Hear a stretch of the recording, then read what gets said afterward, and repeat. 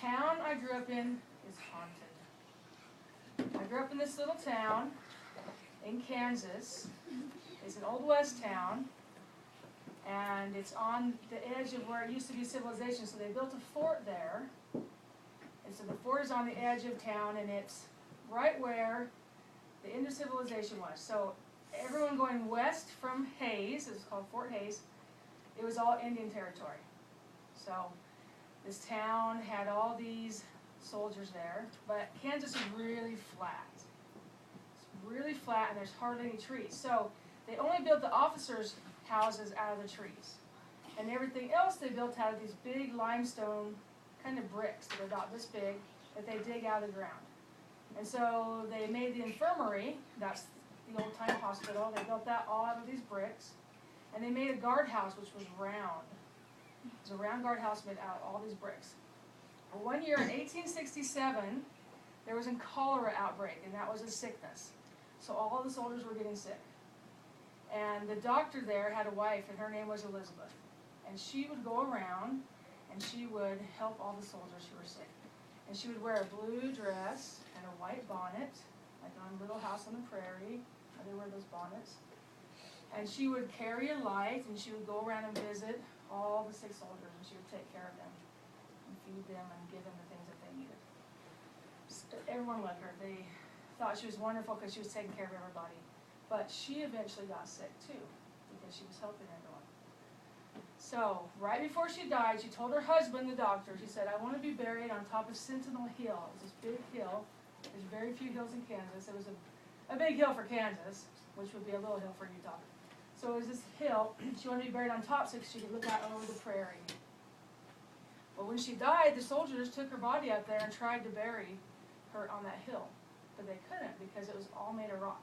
You know that rock they've been digging out and making for posts? Well, that hill was made out of that rock, so they couldn't put her up there. So they had to carry her body back down to the bottom of the hill and bury her there. And they put these 4 really big posts around her gravestone, or around her gravesite. And not long after that, they were stolen. Someone took the gravestones. And all 4 of the people who took those had weird deaths happen not too long after that. Like one guy got shot in a shootout, and a couple people got run over by carriages. So they all 4 died. But then no one could find her grave anymore. After years and years, it got lost and no one knew where it was. But everyone kind of has an idea which hill it is. So all of a sudden, they started seeing this lady.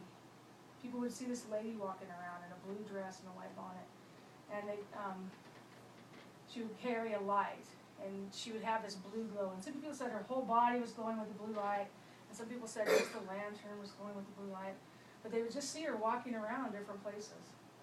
And one time, the sheriff, back in the 1950s, he was driving down the road, and he was heading, just checking out the town, making sure everything was okay, and all of a sudden he ran into this lady. He was just standing in the middle of the road in a blue dress. And he ran over her. So he jumps out of the car, and he runs out the front there, and there's nobody there. Oh my gosh. And so he's like, okay, so I guess it's the blue light lady. She's just walking around town, maybe looking for her soldiers, trying to find out. So people started seeing her, and they started calling her the blue light lady. So then, when I was in high school, this was the fun thing to do when I was in high school, was to drive out there and to try and find the blue light lady. So some friends and I, we drove out there to the hill, and you have to park on top of the hill, and you can't drive out there. You have to walk the rest of the way out. So I had to park on the hill, and then we had to go down through the ditch and crawl up the other side. And then there's a barbed wire fence. You have to crawl over the barbed wire fence and try not to rip your pants and stuff. And then you're having to walk, and it's dark, right? Because you always do this at night. So it's really dark out there, and we have this little flashlight. Hate light. We have this little flashlight, and so we're crawling in the ditch, and we're going through barbed wire, and then we're walking through the field trying to find the hill where her grave's supposed to be at. And it's all grassy and like sagebrushy, and it's dark, and there's rocks, and so you're stumbling and trying to do this, and looking for this blue light, because you don't want that blue light to show up. But we never did find the spot. But lots of people have heard about her. Lots of people have said they've seen her. So who knows? She's kind still. of like Is it a true smell dog. This is a true story. Does she really still roam that place? That's the story. Everyone, I haven't seen her myself, but other people have claimed to see her, and that's the story, is that she still walks around with her lantern looking for her soldiers to make sure they're okay. And that's the story of the Blue Light Lady.